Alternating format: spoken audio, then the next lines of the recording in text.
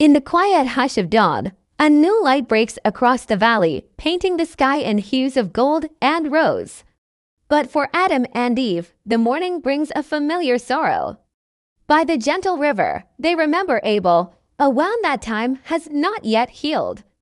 Adam stands, his gaze distant, lost in the memories of a son taken too soon. Eve sits nearby, her expression a mix of grief and a fragile, emerging hope. In her arms, she cradles a new life, a tiny, sleeping infant.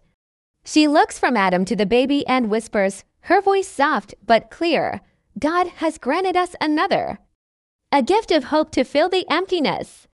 Her words hang in the still air, a promise against the silence. Adam turns, his eyes finding hers, and a flicker of understanding passes between them. He kneels beside her, placing a hand over hers, and together they bow their heads in a silent prayer, a quiet offering of both their sorrow and their newfound, trembling joy. Later that day, with the sun high and warm, the small community gathers outside their simple shelters. The air is filled with a sense of gentle anticipation. Adam takes the infant from Eve's arms, holding him up to the light. His voice, steady and strong, rings out, "His name shall be Seth. For God has appointed another seed for me instead of Abel, whom Cain slew." He looks down at the child, a father's love shining in his eyes. Eve joins him, her hand resting on the baby's head. Adam lays his own hands upon Seth, a formal act of blessing. He speaks a short, heartfelt prayer, his words flowing like the river beside them. He gives thanks for this precious gift, for the continuation of their family, for the light that has pierced their darkness. He asks for guidance, for wisdom to raise this child in a world that has already known such profound loss. The small group of family around them watches, their faces reflecting the solemnity and gratitude of the moment. This is more than a naming. It is a declaration of faith, a promise to nurture this new beginning. As evening descends, the sky deepens to indigo, and stars begin to pepper the darkness.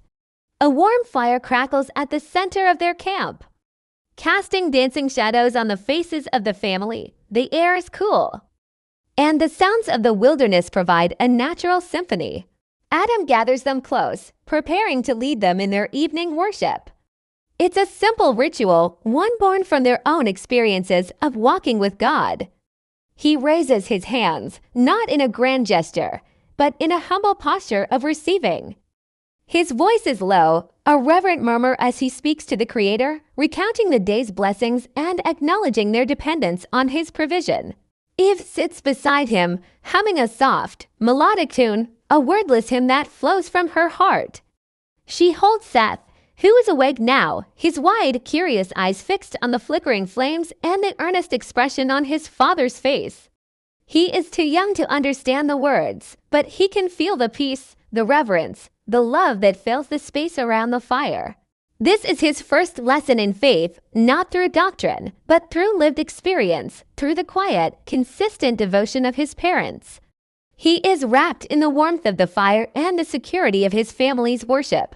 The next morning dawns bright and clear. The daily rhythm of life resumes, but now it is infused with a new purpose. Adam and Eve begin to teach Seth, not with formal lessons, but by including him in the very fabric of their existence. As Adam heads out to tend to their small flock of sheep, he carries Seth with him. "See, my son," he says, pointing to the gentle creatures. Caring for them, protecting them, this is our work. And in our work, we honor the one who gave them to us. It is a prayer with our hands. He shows Seth how to gently guide a lamb back to its mother, his actions deliberate and kind. Later, Eve takes Seth to the riverbank, where she gathers edible plants and roots. She places a smooth, ripe berry in his tiny hand. "Taste," she encourages. This is a gift.